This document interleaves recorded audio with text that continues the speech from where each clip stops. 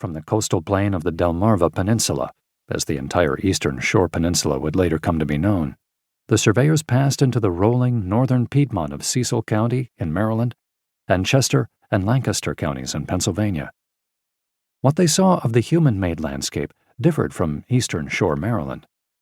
In place of small tobacco and grain plantations worked by white farmers, their servants, and African-American slaves, the region was a patchwork of forests and the family farms of English, Scots-Irish, and German migrants.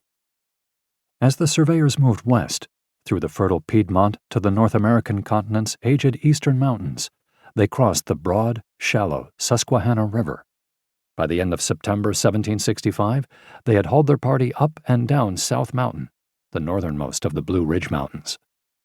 On South Mountain's western face, they found a brief reprieve in the Great Cumberland Valley, known further south as the Shenandoah Valley, and separating the eastern Blue Ridge from the Appalachian Plateau, that vast assemblage of mountains, valleys, and waterways through which runs North America's eastern continental divide.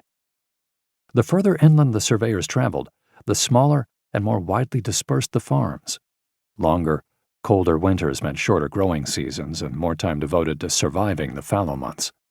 Dense, deciduous forest still abounded, requiring the surveyors to employ teams of axemen to cut lengthy channels through the woods.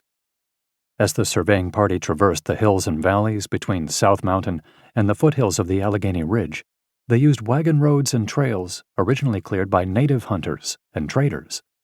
But few of these paralleled the line for long. The Forbes Road, named for British General John Forbes, traveled well north of the West Line.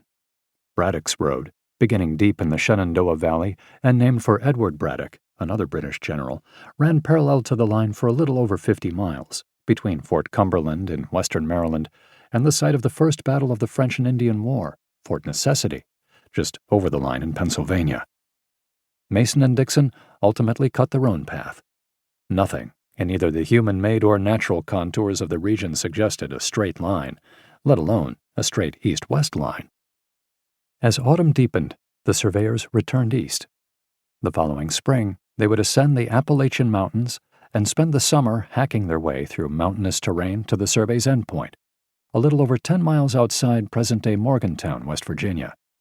The West Line covered 230 miles from the northeastern corner of Maryland, roughly the distance between Philadelphia and Providence, Rhode Island, or between Baltimore and the eventual location of Wheeling, West Virginia.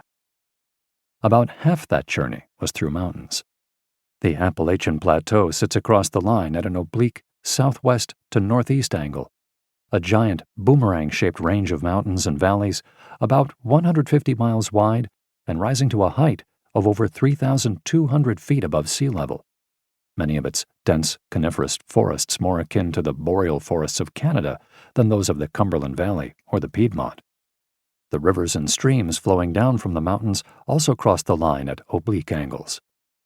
On the eastern face, they flow in a mostly southeasterly direction, dozens of them, toward the meandering Potomac River. Further east, they drain into branches of the Susquehanna River before it disgorges into the Chesapeake Bay. For centuries before the arrival of Europeans, and for about a century after, the waterways and mountains bisecting the Mason-Dixon Line had dictated the movement of people and goods. Native peoples, traveling the mid-Atlantic river systems in swift and lightweight birch-bark canoes, moved produce to and from coastal communities. Copper, animal skins, and furs traveled south and east. Wampum, stone pots, tobacco pipes, and maize traveled north and west. European-made goods began arriving in the 16th century. Glass beads, leather belts, straps, and shoes, metal tools, textiles, and firearms. These, too, traveled far inland, carried by native traders in search of ever-scarcer beaver pelts. Indigenous travelers never limited their movement to water routes. They carved hundreds of paths through the eastern woodlands, many following creeks and rivers, but many also moving inland, across the Piedmont to the high country. With European settlement, these arteries of commerce and transit remained in use, traversed by native and European fur traders, military personnel, and migrants, the last in search of fertile farmlands, often overgrown with dense forest, long abandoned by native agriculturalists. In the years Mason and Dixon traveled through these colonial borderlands, fewer descendants of the region